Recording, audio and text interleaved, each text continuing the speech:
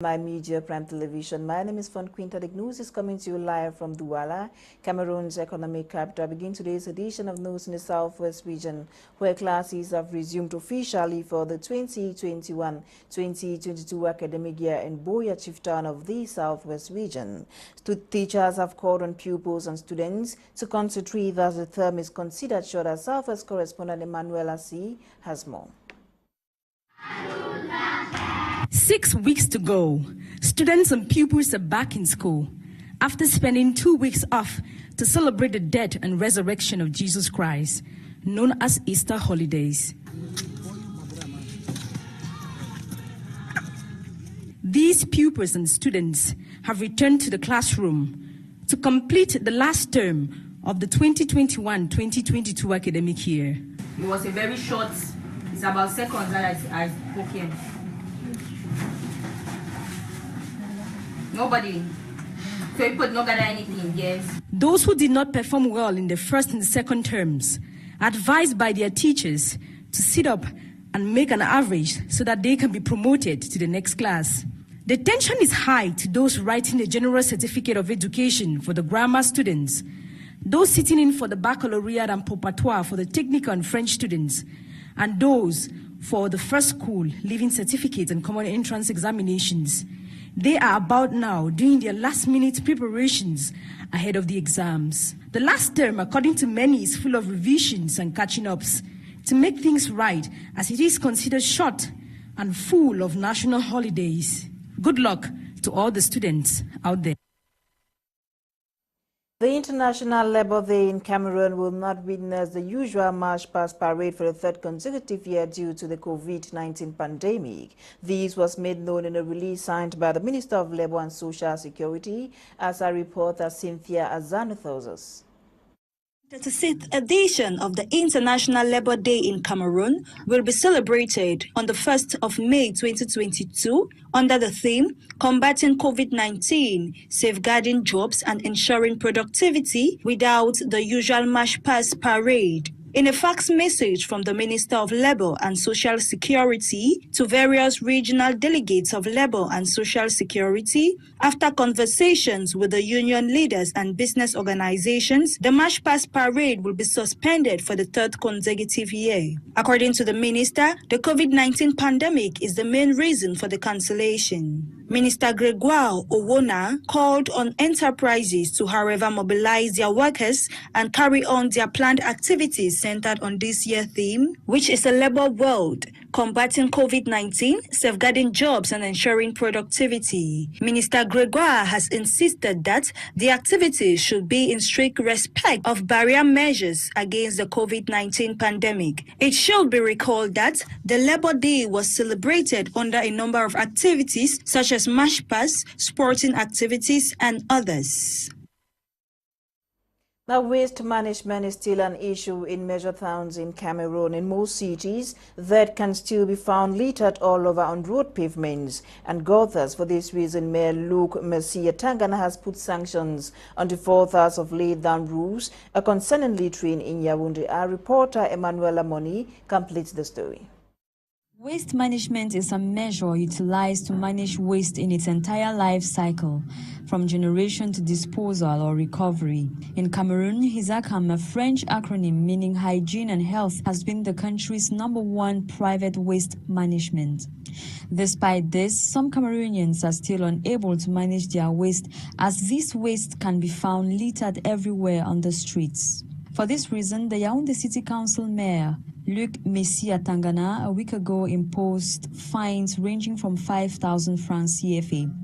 According to reports, the dumping of wastewater on the road by an adult goes with a fine of 10,000 francs.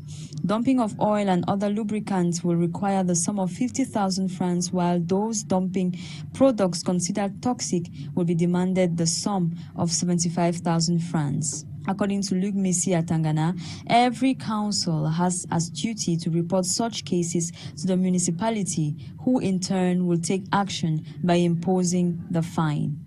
There are multiple waste management strategies and methods available.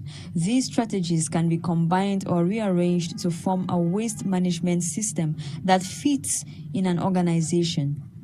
Modern waste management strategies are geared towards sustainability. Other alternatives for waste management is to reduce, reuse, and recycle waste. Around the southwest region, some women with disabilities have been trained on techniques to fight against rape. This was during a workshop organized in Kumba by the Lilian Debo Foundation. Our southwest correspondent Tamfu Sidwan has more. Women with disabilities from various localities in Meme Division have been armed to fight against rape, which has for over the years been perpetrated against most of them due to their vulnerability. Even if it not happen for we or for our family, if it happen for neighbor. This was the high point of a workshop organized by the Lilian Debo Foundation, captioned Disability Voices Against Rape, DIVA 2022. According to the CEO of Lilian Debo Foundation, many women with disabilities are being sexually assaulted and raped, but the cases are underreported. People have been talking about it, but the fact that women and girls with disability have been raped and nothing is being done is a bigger concern. The initiative was funded by Rescue Women Cameroon, another women-led organization founded by Madame Nakinti Besumbo Nuforo, aimed at fighting rape and other social issues against women and children. To this volunteer of Rewokam, the Lilian Debo Foundation designed a project on the fight against rape after the Rescue Women Cameroon organized a 2-day workshop for rape survivors on the fight against rape in February 2022. So Rescue Women decided to call all survivors of rape all over Cameroon, and the last edition of its Survival Voices Against Rape was in February 2022, where we brought in 30 rape survivors from all over Cameroon, where they came to tell their stories and we strategized on how to fight rape in their various communities. They focused on people living with disability. If you as a person, a child in a house that is more comfortable, you have everything in your disposal, and you're still being raped, what about somebody, a person with disability? During the Kumba workshop, the women with disabilities were trained on possible ways to get perpetrators of rape face the judiciary. Apart from just training them on techniques to fight against rape, 4 women with disabilities were also empowered by the Lilian Debo Foundation in collaboration with Rescue Women Cameroon to start up petty businesses. Lilian Debo Foundation decided to empower 4 women and girls with disability with 50,000 francs each as a support for them to carry out their businesses. This is because we realize that being rape survivors, being sexually assaulted, there are trauma. You go through a lot of trauma. Is going to get them integrated and let them also know that they can fend for their families and they have a role to play with respect to supporting one another. The beneficiaries appreciated the initiative and prayed it continues. I thank the Lilian Debo Foundation for empowering me with a sum of 50,000 francs for me for both startup in my life. Disability Voices Against Rape may just be another avenue to create a rape-free society. Movie actors from Cameroon and Nigeria have met in Kumba to discuss on the possibilities of marketing movies produced in Cameroon. This was during a business conference on movie production organized by Lois Entertainment and Awards Tamfu Sidwan once again. Film actors, actresses, and producers from Cameroon and Nigeria have been drilled on better ways to market movies produced in Cameroon. This was during a Netflix conference on movie production organized by the Lois Entertainment and Awards and facilitated by Netflix experts from Nigeria and USA. Producers and actors charted ways to make movies marketable. This can only be attainable if movies produced are of high quality. You understand, when you make a movie, what comes next is the marketing. So this seminar was more about marketing of movies. And we learned from the various speakers. Everybody is talented, so to say. Yeah, everybody is talented. It's how you harness the talents now and sell it out there that's very important. Because everybody can be an actor. The mayor of Kumba 1 Council, Barrister Eseme Moses Esembe, also attended the seminar and used the opportunity to encourage movie producers and actors. There are some people who have been considering the movie industry as it does being. Compared to have not been able, to fit squarely in other aspects of life. And they think that they can just come and do the film acting as the only place that they can, find their way. They have to understand that this is a competitive sector like every other sector in the world. The Chief Executive Officer and founder of Lois Foundation and Awards, Dr. Lois Ekwe, promised that more will be done to boost the movie industry in Cameroon. She also encouraged upcoming movie makers and producers that her foundation will support some of their projects. This will be more effective as the creation of regional offices will be effected in Kumba and Limbe to facilitate proximity. We are working to have an office by July. We're going to have an office here. We have an office in Limbe. And I just want to tell you that we are building a production house in Limbe. Amongst the participants, a famous Nigerian actress and humorist, Merinki Onyemena, fondly called Miss Koi Koi. And we are growing this Lois Entertainment or Lois Foundation and the Entertainment Award TV. We are introducing it to here because we are making it a very big family. She said she was happy to be in Cameroon and is ready to work with Cameroonians if invited. So happy to be here. I have a lot of fans here.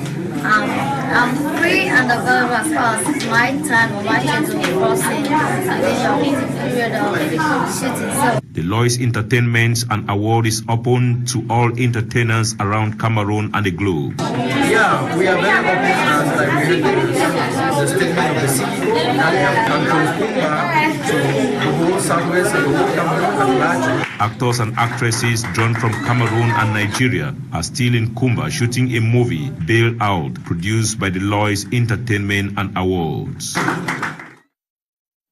Now, authorities of the Far North Regional Delegation of Forestry and Wildlife have dismantled a vast network of charcoal burners. This was during an operation coordinated by the Divisional Officer of Waza Subdivision in Logon and Sharo Division. Joingong completes the story. They are 22 in number, mostly expatriates who have violated ecological laws and have been apprehended for carrying out deforestation and carbonization-related activities in the Far North region. Cette opération coup de poing est un succès. Opération de 2 jours, du 21 au 22. The 2-day operation, which we carried out between the 21st and the 22nd of April, was a success. We were able to put out the various fires that were already burning. We also secured the wood that had been set to be carbonized in the warehouses. The most important is that we laid hands on many defaulters and we have handed them over to competent authorities. The successful outcome of the operation was thanks to the collaboration between the Far North Regional Delegation of Forestry and Wildlife and the forces of law and order. Nous les avons pris également avec tout leur matériel. Nous allons les mettre à la disposition des autorités compétentes pour la suite des procédures. We apprehended them with some equipment which we have handed over to competent authorities. We acknowledge the collaboration between the different forces who took part in the operation: the army, the police, the gendarmerie, and the regional delegation of forestry and wildlife. We also applaud the population. It is thanks to their efforts that we were able to carry out this operation. C'est sur renseignement de ces populations que nous avons pu faire cette opération. Operations of this magnitude are encouraged to fight against deforestation in Cameroon. Less than a week to the celebration of the feast of Ramadan in Cameroon, Muslim faithfuls in the town of Ngaundiwe, Adamawa region of the country, are set for the big day. Preparation has reached fever pitch, as Catherine Ekong with us. The Feast of Ramadan is a celebration that marks an end of the long period of prayer and fasting by the Muslim community. As far as spiritual preparation is concerned, this is what is recommended. During the Ramadan season, we carry out nocturnal prayers, which are done from 1 a.m. in the morning till 3 a.m.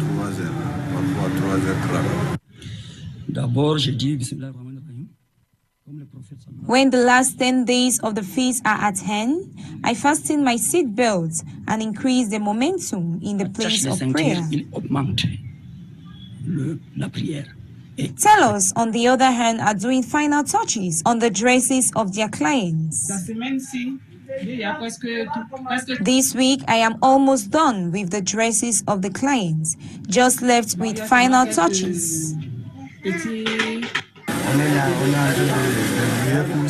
We do not want to disappoint our clients, so we are doing our best to satisfy our clients. In spite of the price hike of commodities in the market, we can still find a level of effervescence as the days of the feast is drawing near. Owners of shops and ready-made shoes and dresses are also trying to fill into the demands of the feast. To us, our priority goes to the children and the women. Then we men can bother about ourselves. I believe Allah will provide and bless every Muslim so that they come out looking beautiful on the day of the feast. I came to the market with respect to the preparation for the feast. I came to buy some accessories. This is a veil I saw, even though expensive, and I did not have enough money. I still managed to get something for myself. Definitely the feast will be great, in spite of the scarcity and increase in prices of certain commodities in the markets. Coming up next, some experts in the poultry sector have converged at the Yaoundé Conference Center for the ongoing poultry farming exhibition event. Organized by the Ministry of Fisheries, Livestock and Animal Industry, the event is an avenue for those in the sector to showcase their know-how. Our Center Regional Correspondent Colette Loom files in details.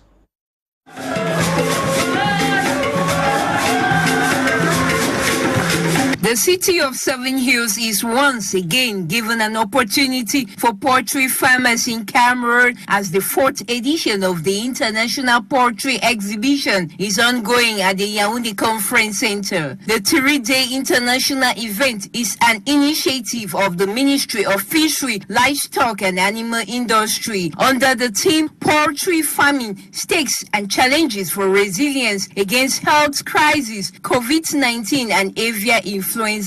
Poultry have been on the earth worldwide for over 150 million years, dating back to the original white jungle fowl, which include eggs, geese, chickens, just to name these. Poultry provide humans with companionship, food, fiber in the form of eggs, meat, and feathers. As well as there is a large commercial chicken industry that provides Cameroonians with eggs and meat for the betterment of the economy. This event is important for us, for our laboratory, because we will enhance farmer skill on disease prevention through our vaccines and our services. This is why we are here. They will have more information on how to treat their disease. They will have quality vaccines and quality medicines for all disease treatment and prevention notions or ideas. This international exhibition that has brought together poultry farmers around the world is an avenue of business exchange, scientific communication between professionals in the poultry sector. Improve the poultry here. And we came here to present the innovation and the new product. We can improve our poultry with the reduction of the cost production. During the launch, the Minister of Fishery, Livestock and Animal Industry, Dr. Tiger, thanked participants and dwelled on the imperative of this exhibition. The interest in poultry and poultry products have grown tremendously recently in Cameroon. Thus, persons of this sector will surely take advantage of the opportunity. On to health, our reporter Bokengo Worthy highlights the health benefit of fennel, a vegetable rich in minerals and vitamins, yet highly neglected. Health experts say fennel helps fight diseases like cancer, asthma, and anemia. Get details in this report. Fennel, a flowering plant from the carrot family, is a vegetable that is white and green in color, nutrient-dense, and can be a part of a healthy, balanced diet. Around the world, its leaves, flowers, seeds, and bulb are being used by many both as medicine and as food. Being a vegetable that is rich in anti-inflammatory properties and a natural source of antioxidants, fennel can help fight off and prevent lifelong and threatening diseases such as respiratory disorders, cancer, anemia, heart failure, bad breath, asthma, arthritis, renal colic, hypertension, obesity, infertility, dyspepsia, as well as some milder health conditions like constipation, menstrual cramp, indigestion, diarrhea, mucus, nausea, bloating, not leaving out ice nourishment. It is worth mentioning that fennel is a powerhouse for vitamins and minerals, including vitamin C, K, B9, B5, B2, B6, E, A, iron, copper, magnesium, zinc, phosphorus, calcium, and many more, which are necessary for the body's smooth functioning, especially for lactating mothers, as it increases the flow of breast milk. However, though fennel can help with nausea, vomiting, bloating, and constipation in pregnancy, pregnant women are encouraged to seek medical advice before consumption, especially during the first trimester of pregnancy. Experts say, like many vegetables, fennel is a low-calorie food that is rich in nutrients that are critical for immune health, tissue repair, and collagen synthesis.